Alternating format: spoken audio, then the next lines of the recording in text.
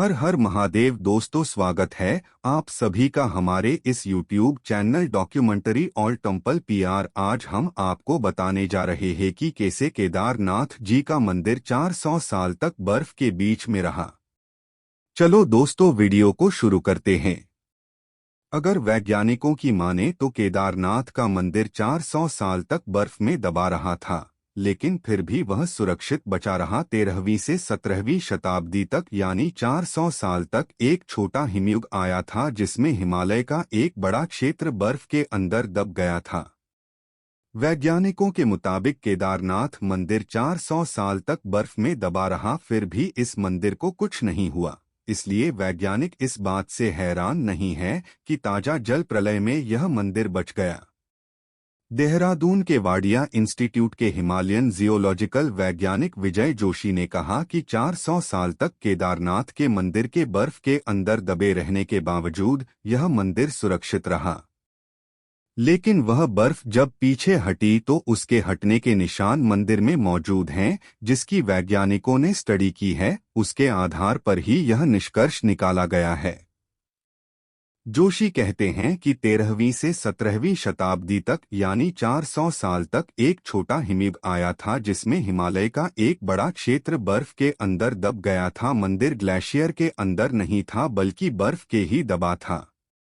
वैज्ञानिकों के अनुसार मंदिर की दीवार और पत्थरों पर आज भी इसके निशान हैं। ये निशान ग्लेशियर की रगड़ से बने हैं। ग्लेशियर हर वक्त खिसकते रहते हैं। वे न सिर्फ खिसकते हैं बल्कि उनके साथ उनका वजन भी होता है और उनके साथ कई चट्टानें भी, जिसके कारण उनके मार्ग में आई हर वस्तुएं रगड़ खाती हुई चलती हैं।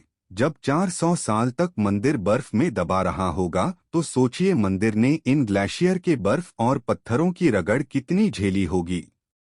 वैज्ञानिकों के मुताबिक मंदिर के अंदर भी इसके निशान दिखाई देते हैं। बाहर की ओर दीवारों के पत्थरों की रगड़ दिखती है तो अंदर की ओर पत्थर समतल हैं, जैसे उनकी पॉलिश की गई हो। मंदिर का निर्माण विक्रम संवत 1076 से 1099 तक राज करने वाले मालवा के राजा भोज ने इस मंदिर को बनवाया था, लेकिन कुछ लोगों के अनुसार यह मंदिर 8वीं शताब्दी में आदिशंकराचार्य ने बनवाया था। बताया जाता है कि मौजूदा केदारनाथ मंदिर के ठीक पीछे पांडवों ने एक मंदिर बनवाया था, लेकिन वह मंदिर वक्त के थपेड़ों की मार नहीं झेल सका। वैसे गढ़वाल विकास निगम अनुसार मौजूदा मंदिर 8वीं शताब्दी में आदिशंकराचार्य ने बनवाया था, यानी छोटा हिमयुग का दौर जो 13वीं शताब्दी में शुरू हुआ था उसके पहले ही यह मंदिर बन चुका था। लाइकोनोमेट्री डेटिंग वाडिया इंस्टीट्यूट के वैज्ञानिकों ने केदारनाथ इलाके की लाइकोनोमेट्री डेटिंग भी की। इस तकनीक से शैवाल और उनके कवक को मिलाकर उनके समय का अनुमान लगाया जाता है। इस तकनीक के अनुसार केदारनाथ के इलाके में ग्लेशियर का निर्माण 14वीं सदी के मध्य में शुरू हुआ और इस घाटी में ग्लेशियर का बनना 1748 ईस्वी तक जारी रहा, यानी तकरीबन 400 साल।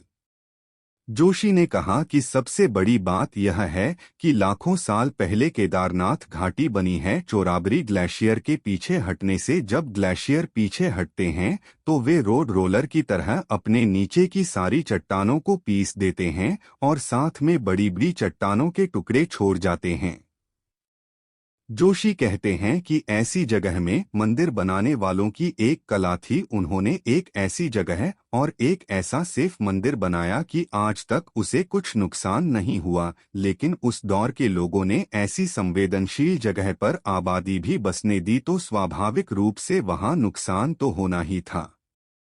मजबूत है केदारनाथ का मंदिर। वैज्ञानिक डॉक्टर R.K. डोभाल भी इस बात को दोहराते हैं। डोभाल कहते हैं कि मंदिर बहुत ही मजबूत बनाया गया है, मोटी मोटी चट्टानों से पटी है। इसकी दीवारें और उसकी जो छत है वह एक ही पत्थर से बनी है।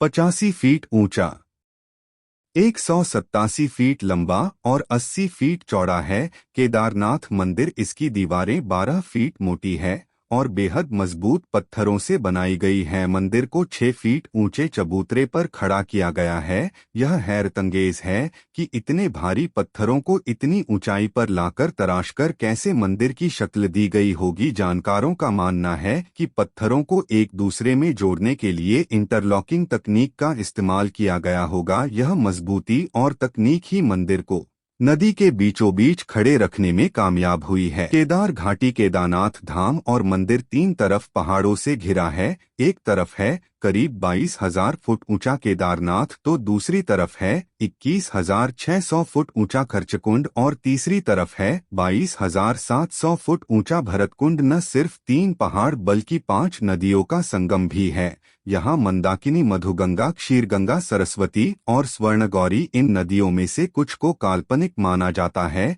इस इलाके में मंदाकिनी ही स्पष्ट तौर पर दिखाई देती है। यहाँ सर्दियों में भारी बर्फ और बारिश में जबरदस्त पानी। भविष्य की आशंका। दरअसल केदारनाथ का यह इलाका चोराबरी ग्लेशियर का एक हिस्सा है। वैज्ञानिकों का कहना है कि ग्लेशियरों के लगातार पिघलते रहने और चट्टानों के खिसकते रहने से आगे भी इस तरह का जलप्रलय या अन्य प्राकृतिक आपदाएं जारी रहेंगी।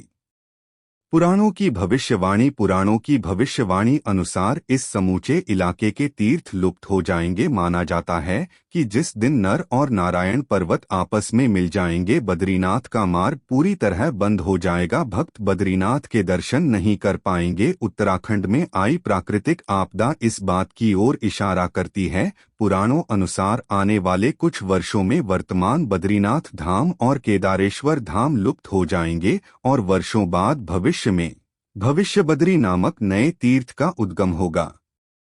हर हर महादेव। दोस्तों, कैसे लगी आपको हमारी ये वीडियो? अगर वीडियो अच्छी लगी तो हमारे चैनल को सब्सक्राइब जरूर करें और बेल आइकन तो प्रेस जरूर करें ताकि हमारी नई वीडियो की नोटिफिकेशन आपको मिलती रहे।